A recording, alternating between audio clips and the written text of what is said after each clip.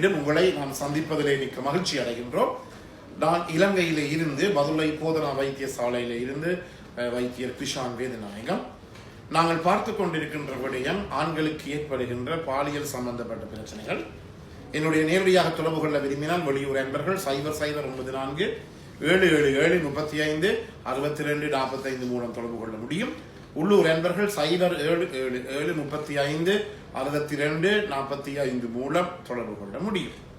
இன்று ஒரு முக்கியமான விடயத்தை பற்றி பார்க்க போகிறோம். என்னவென்றால், சில ஆண்கள் தங்களுடைய பெண்களுடன் அல்லது பெண் துணைவியுடன் அல்லது அவருடைய மனைவியுடன் இந்த பாலியல் ரீதியான உறவுகளை மேற்கொள்ளுகின்ற போது அவருக்கு உண்மையாக ஆண்குறி நன்றாக விரைப்படைந்து விட்டது. விரைப்படைந்த பிற்பாடு அவர் தன்னுடைய மனைவியுடன் அல்லது தன்னுடைய பெண் துணையுடன் அந்த செக்ஸ் வைத்துக் கொள்ளுகின்ற போது என்ன செய்கிறார்கள் என்றால், அந்த நேரத்தில் இருவருக்கும் இடையிலே ஏதாவது ஒரு கதைகள் பரிமாற்றங்கள் ஏற்படும்.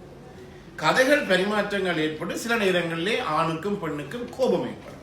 மனைவிக்கோ கணவனுக்கோ கோபம் ஏற்பட்டு இருவருமே, அதாவது இந்த விந்து வெளியேறுவதற்கு முதல் இருவருமே பிரிந்து விடுவார்கள்.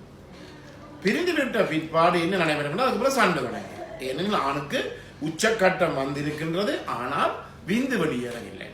எனவே ஆணினுடைய இந்த உச்சக்கட்டம் முற்றுப்பெற வேண்டும் என்றால் அவருடைய விந்து கட்டாயமாக வெளியேற்றப்பட வேண்டும். இந்த இடத்திலே ஆணுக்கு உச்சக்கட்டம் ஏற்பட்டது. அந்த நேரத்திலே ரெண்டு பேருக்கும் கதையில் ஏற்பட்ட பிரச்சனை வழியினால விந்து வெளியேறாமல் ஆண் அந்த இடத்தில இருந்து திரும்பி படுத்து விட்டார் அல்லது விலகி படுத்து விட்டார். இந்த நேரத்தில் இன்னும் ஒரு 5 to 10 நிமிடங்களுக்குள்ளே என்ன நடைபெறும் என்றால், அந்த ஆணினுடைய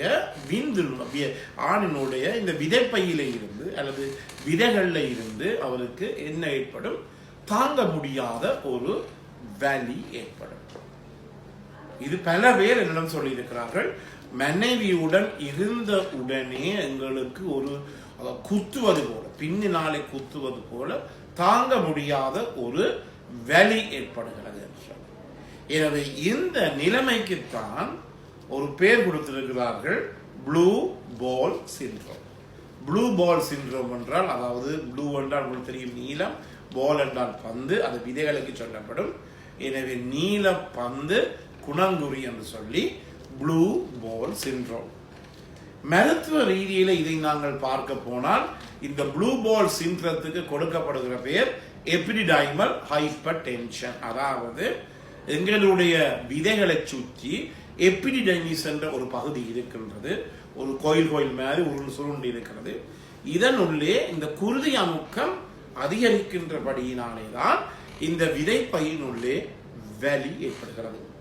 எனவே நான் முதலும் உங்களுக்கு சொல்லி இருக்கின்றேன், இந்த விதைப்பையிலே வலி ஏற்பட்டால் அல்லது விதையிலே வலி ஏற்பட்டால் அது ஒரு பெரிய பிரச்சனைக்குரிய விடயமாக நாங்கள் கருதி அதை நாங்கள் கட்டாயமாக கவனத்துக் கொள்ள வேண்டும். நான் போடுற நிகழ்ச்சிகளிலே என்னென்ன காரணங்களுக்காக இந்த விதைப்பையினுள்ளே அல்லது விதையிலே இருந்து நோய் அல்லது வலி ஏற்படுகிறது என்று சொன்னேன். அதுல இன்னும் ஒரு முக்கியமான ஒரு காரணம் இந்த வெரிகோசீல் என்ற ஒரு பகுதி. பல பேர் தொடர்பு கொண்டு காய்த்திருக்கிறார்கள். நான் அவற்றுக்கெல்லாம் சிகிச்சை அளித்தேன். சிகிச்சை மருந்து கொடுத்த பிற்பாடு அவர்கள் பல பேர் தொடர்பு கொண்டு அவருடைய நோயெல்லாம் குணமாகி விட்டது என்று சொல்லி அவர்கள் சொல்லி இருக்கிறார்கள்.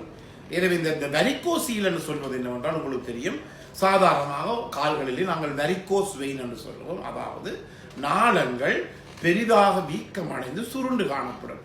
இதை தான் நாங்கள் வெரிகோஸ் நாளங்கள் என்று சொல்லுவோம்.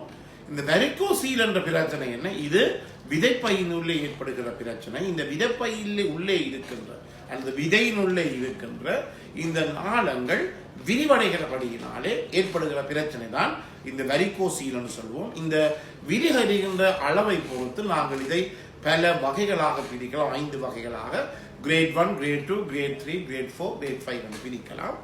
எனவே இந்த வெரிகோசீலும் ஒரு விதைப்பையினுள்ளே அல்லது விதையினுள்ளே ஏற்படுகின்ற போது அந்த ஆணுக்கு இந்த விதையில இருந்து வலி ஏற்படும்.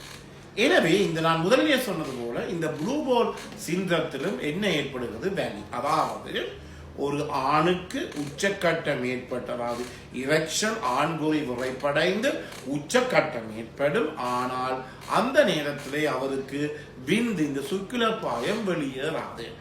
இவ்வாறு சுக்கிலப்பாயம் வெளியேறாத நிலைமை என்ன நடக்கும்?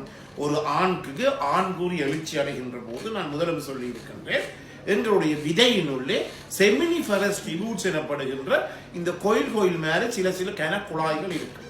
இந்த குழாய்கள் எல்லாம் விரிவடைகின்றது. விரிவடைகின்ற போதுதான் அதனுள்ளே இரத்த ஓட்டம் கூட வருகிறது. விரிவடைந்த இந்த குழாய்கள் எப்போது சுருங்குகின்றது என்றால் எங்களுடைய விந்து அல்லது சுக்கில பாயம் வெளியேறிய பிற்பாடுதான் இந்த செமினிஃபரஸ் டிபியூல்ஸ் எனப்படுகிற இந்த குழாய்கள் எல்லாம் சுருக்கம் அடைகிறது. ஆனால் இந்த நிலைமையிலே என்ன நடைபெறுகிறது என்றால் இந்த விந்து வெளியேறாத படியினாலே இந்த செமினிஃபரஸ் டிபியூல்ஸ் எல்லாம் சுருக்கமடையாது, விரிஞ்ச நிலையிலேயே இருக்கு. இந்த விரிந்த நிலையில இருக்கிறபடியினாலே தான் இந்த செமினிஃபெரஸ் டிபியூல்ஸ் இந்த விதையினுள்ளே விரிந்த நிலை இருக்கிறபடியினால தான் அந்த இடத்துல இந்த விதையினுள்ளே என்ன ஏற்படுகிறது, வேலி அல்லது நோ ஏற்படுகிறது. இதுதான் நாங்கள் ப்ளூ பால் சிண்ட்ரோம் என்று சொல்லுவோம். இந்த ப்ளூ பால் சிண்ட்ரோம் எனப்படுகிற இந்த பிரச்சனையானது ஒரு ஆணும் பெண்ணும் அல்லது கணவனும் மனைவியும் அல்லது கேர்ள் ஃப்ரெண்டும் ஆணும் சேர்ந்திருக்கின்ற போதும் வருவதில்லை. சில பேர் என்ன செய்கிறார்கள் என்றால் இந்த கைப்பழக்கம் என்று சொல்லப்படுகின்ற மாஸ்டர்பேஷன், சுய இன்பம் காணுகிறது.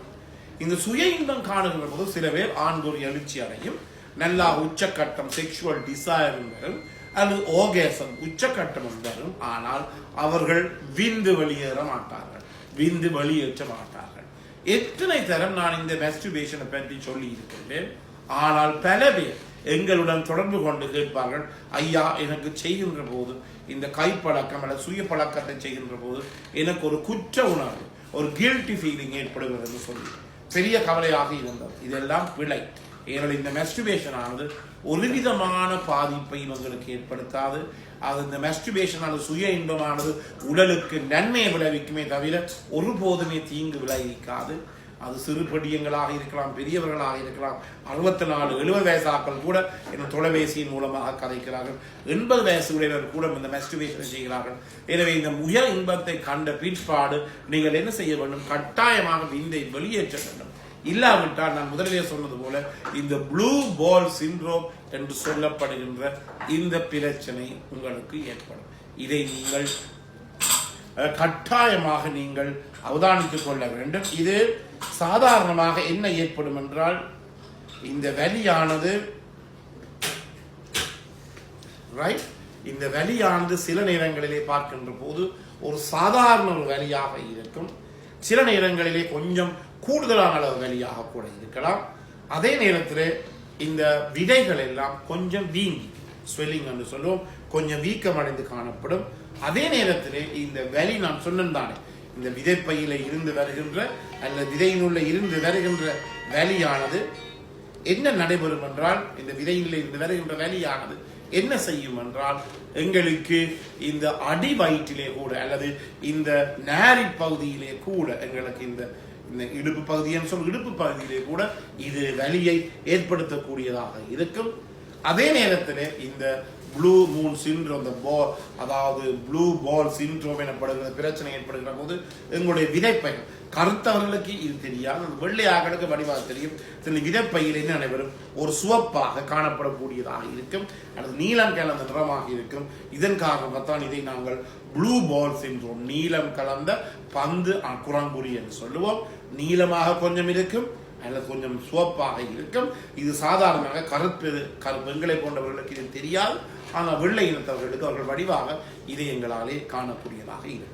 எனவே இதற்குரிய சிகிச்சையை பிறகு நாங்கள் பார்ப்போம். எனவே இங்கு சொல்ல வேண்டிய விடயம் என்ன, நீங்கள் படுக்கை அறைக்கு செல்லுகின்ற போது தயவு செய்து போனையோ டேப்பையோ ஒன்றையும் எடுத்துக் கொள்ளார்கள். படுக்கை அறையில் டிவியை வைத்துக் கொள்ள வேண்டாம், போனை நீங்கள் எடுத்து செல்ல வேண்டாம். அதே நேரத்தில் படுக்கை அறைக்கு மனைவிக்கு உங்களுடைய பெண் துணைக்கு பக்கத்தில் இருக்கின்ற போது வீட்டு பிரச்சனை, நாட்டு பிரச்சனை, குடும்ப பிரச்சனை, மத பிரச்சனை, ஒரு பிரச்சனையை பற்றி நீங்கள் கருத்து கொள்ள வேண்டாம். இல்லாவிட்டால் இவை எல்லாம் உங்களை பாதிக்கின்ற விடையலாக, உங்களுடைய பாலியல் உறவை பாதிக்கின்ற விடையலாக இருக்கும். கூடுதலாக பிரிஞ்ச குடும்ப பிரச்சனை, மாமியார் மாமனார் பிரச்சனை, மச்சான்மார் பிரச்சனை, மற்ற இதெல்லாம் கனவேருக்கு என்ன பெறுகிறது, இவற்றை கூட எடுத்து செல்ல வேண்டாம். எனவே இந்த நிகழ்ச்சி உங்களுக்கு பிடித்திருந்தால் மற்றொரு அறிமுகப்படுத்துங்கள். யூடியூப்ல பார்க்க லைக் பண்ணுங்கள், ஷேர் பண்ணுங்கள், மணி சைனை அந்த பெல் சைனை சப்ஸ்கிரைப் பண்ணுங்கள்.